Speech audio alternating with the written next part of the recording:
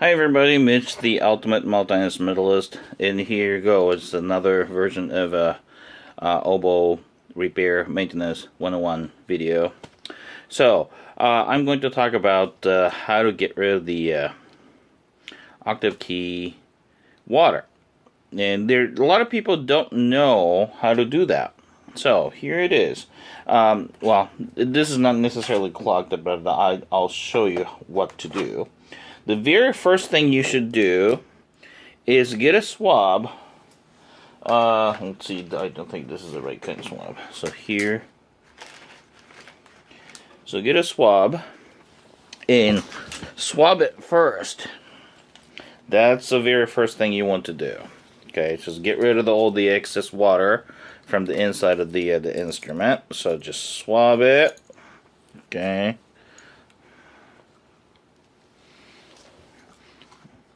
And swabbing, probably eventually I should make a video about that too, because I don't necessarily want to pull all the way through, which I can with a silk swab, but that's a little bit more dangerous if you're not careful, and if the swab is kind of kinked up, then it's going to jam. But that's besides the point right now. So I just swabbed it, and then after I swab it, I take the top joint off. Okay. And then, if you could look at the first octave key or second octave key, either way, it most likely either one of them is clogged or both of them are. And stickiness may happen with this octave key. With the second octave key, I don't think so. Because it's manually operated right here, and directly this part is connected to the key, so you shouldn't have much of a problem with the stickiness. You can still force it open. But this one, this is merely popping up by the spring, so it may stick. Okay, so I'll explain to you that later.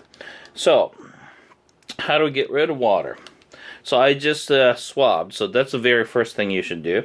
And then, a lot of people do this thing while you're playing. Just open up the octave key and blow across. And sometimes that may be enough, but in a couple of minutes it may happen again. So, ultimately, we should get a small paper. And this is a cleaning paper that comes with like a care kit.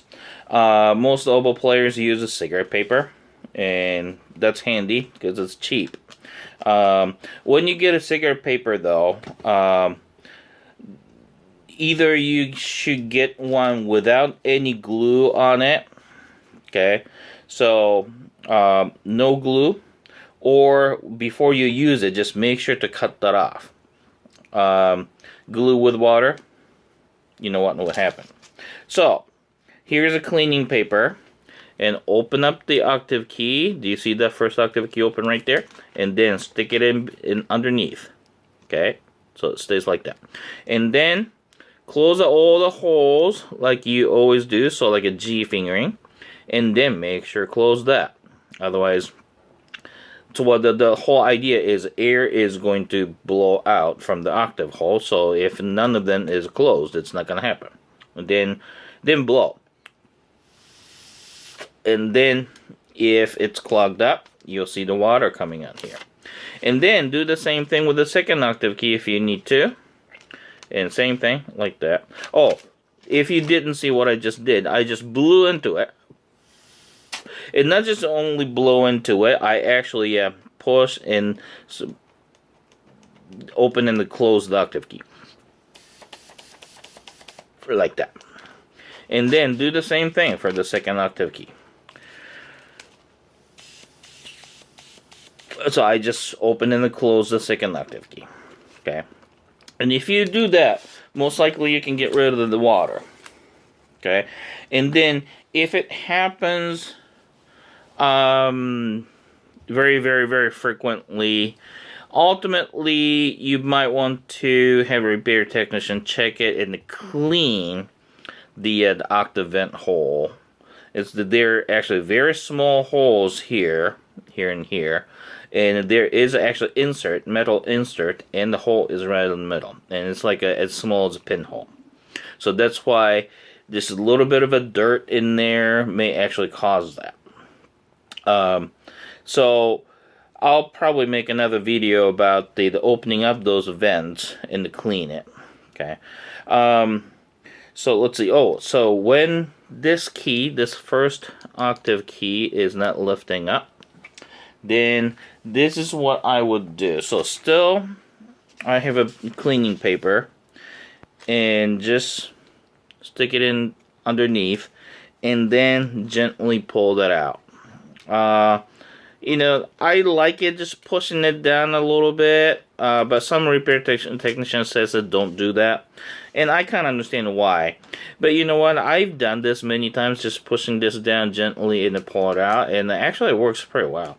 And then the reason I'm pulling it out like that is the surface of the paper is, you know, still a little bit abrasive, you know, so it will just pull the crud off from the surface of the pad. That's basically the idea. Now, you can use a cleaning paper like this, but old method is actually using some paper bills, dollar bills, white dollar bills. Well, why would you use $100 bill? If you want to use $100 bill, that's okay too, if you feel rich. So I guess the type of a paper, the quality of the paper of the bills is pretty good to get rid of those cruds from the surface of the pad. And then another method is you can find what we call powder paper. You can find those. Do I have it in here? I don't think I have it in here. So it's got a little bit of a powder on the surface, and that will actually help reducing the stickiness. But eventually, the excessive use of those powder paper may actually get you a little bit the residue on the surface of the pad, so that may cause more sticking. I never seen that happening, but that could happen. So use your own discretion when you use it. So those are the way to get rid of the water and the stickiness from the octave keys. Mitch the Ultimate Multi-Instrumentalist signing off.